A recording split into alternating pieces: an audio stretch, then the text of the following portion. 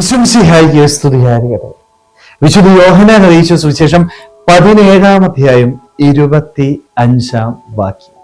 നീതിമാനായ പിതാവേ, ലോകം അങ്ങയെ അറിഞ്ഞിട്ടില്ല, എന്നാൽ ഞാൻ അങ്ങയെ അറിഞ്ഞിരിക്കുന്നു. ശിഷ്യന്മാർക്ക് വേണ്ടിയുള്ള പ്രാർത്ഥനയുടെ അവസാനം ഈശോ പറയുന്ന ഒരു കാര്യം, അതേ, ലോകത്തിന് നിന്നെ അറിയത്തില്ല, പക്ഷേ എനിക്ക് നിന്നെ അറിയാം. ഞാനും എൻ്റെ ഈശോയും തമ്മിലുള്ള വ്യത്യാസവും ഇത് തന്നെയാണ്.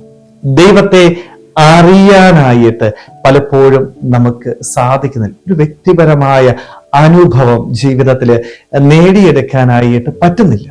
ഇഷ്ടംപോലെ അനുഭവങ്ങള് എൻ്റെ ദൈവം എൻ്റെ ജീവിതത്തിൽ പ്രദാനം ചെയ്യുന്നുണ്ട്. പല അത്ഭുതങ്ങളും എൻ്റെ ദൈവം എൻ്റെ ജീവിതത്തില് എനിക്ക് തന്നിട്ടുണ്ട്. പക്ഷേ ഇവയിലൊന്നും എൻ്റെ ദൈവത്തെ തിരിച്ചറിയാനായിട്ട് എനിക്ക് സാധിക്കാതെ പോകുന്നു. നമ്മുടെയൊക്കെ ജീവിതത്തിലെ ഏറ്റവും വലിയൊരു പരാജയവും ഇത് തന്നെയാണ്.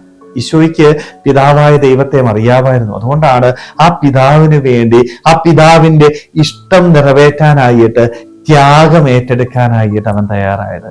എന്റെ ജീവിതത്തില് എനിക്ക് എന്റെ ദൈവത്തെ അറിയാതെ പോകുന്നത് കൊണ്ടാണ് പലപ്പോഴും ആ ദൈവത്തിന് വേണ്ടി ത്യാഗമേറ്റെടുക്കാനായിട്ട് ഞാൻ തയ്യാറാവുന്നില്ല. ജീവിതത്തില് പ്രതിസന്ധികളും പ്രശ്നങ്ങളും ഉണ്ടാകുമ്പോൾ ദൈവത്തെ തള്ളിപ്പറഞ്ഞു പോവുകയാണ്. കാരണം എനിക്ക് എന്റെ ദൈവത്തെ ആത്മാർത്ഥമായിട്ട് സ്നേഹിക്കാനായിട്ട് പറ്റുന്നില്ല. എന്റെ ജീവിതത്തില് ഇത്രയേറെ അത്ഭുതങ്ങള് എന്റെ ദൈവം പ്രദാനം ചെയ്യുമ്പോൾ അത് ദൈവമാണ് പ്രദാനം ചെയ്തത് എന്ന് തിരിച്ചറിയാനായിട്ട് എനിക്ക് സാധിക്കാതെ പോവുകയാണ്. സ്നേഹമുള്ളവരെ, ദൈവത്തെ നീ അറിയാനായിട്ടുള്ള വേദി എന്താണ്? വിശുദ്ധ ഗ്രന്ഥം വായിക്കണം. തമ്പുരാൻ എന്നോട് പറഞ്ഞു തരുന്നുണ്ടല്ലേ, പിതാവിന്റെ സ്നേഹം എനിക്ക് വെളിപ്പെടുത്തി തരുന്നുണ്ട്. ആ അത്ഭുതങ്ങള് മനസ്സിലാക്കാനായിട്ട് വിശുദ്ധ ഗ്രന്ഥം ശാന്തമായിട്ട് ഇരുന്ന് വായിക്കാൻ തയ്യാറാണ്. അതേപോലെ തന്നെ ദൈവസന്നിധിയിൽ ഇരുന്ന് പ്രാർത്ഥിക്കണം. തമ്പുരാന്റെ സന്നിധിയിൽ ഇരിക്കെ അവനെ വെളിപ്പെടുത്തി തരും. അവൻ വെളിപ്പെടുത്തി തരുമ്പോൾ അവനെ മനസ്സിലാക്കാനായിട്ട് നമുക്ക് സാധിക്കുമ്പോൾ നമ്മുടെ ജീവിതത്തിൽ എപ്പോഴും സന്തോഷം നിറഞ്ഞ അവസ്ഥയായിരിക്കും അല്ലെ. ദൈവാനുഭവം സ്വന്തമാക്കുന്നവൻ പിന്നീട് ഒരിക്കലും നിരാശയിലൂടെ കടന്നു പോകത്തില്ല.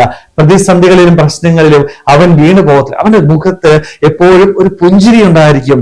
മറ്റുള്ളവർക്ക് അവൻ നന്മ ചെയ്ത് കടന്നു പോകും. അവന്റെ ജീവിതം എപ്പോഴും സമാധാനവും സന്തോഷവും നിറഞ്ഞതായിരിക്കും. എത്ര പ്രതിസന്ധി ഉണ്ടായാലും അവന്റെ ജീവിതത്തിൽ അവനൊരിക്കലും സമാധാനം നഷ്ടപ്പെട്ടു പോകത്തില്ല. കാരണം അവൻ ദൈവാനുഭവം സ്വന്തമാക്കിയതാണ്. സ്നേഹമുള്ളവരെ, നമ്മുടെ ജീവിതത്തിലും നമുക്കും ദൈവാനുഭവം സ്വന്തമാക്കാം. ദൈവത്തെ അറിഞ്ഞ് അവനെ സ്നേഹിക്കുവാനായിട്ട്, ആ അനുഭവത്തില്, ആ സന്തോഷത്തില്, ആ സമാധാനത്തില് എന്നും ജീവിക്കുവാനായിട്ട് നമുക്ക് ഓരോരുത്തർക്കും ആത്മാർത്ഥമായിട്ട് ആഗ്രഹിക്കുക, ശ്രമിക്കാം. ദൈവം നമ്മളെല്ലാവരെയും സമൃദ്ധമായിട്ട് അനുഗ്രഹിക്കട്ടെ. ആമേൻ.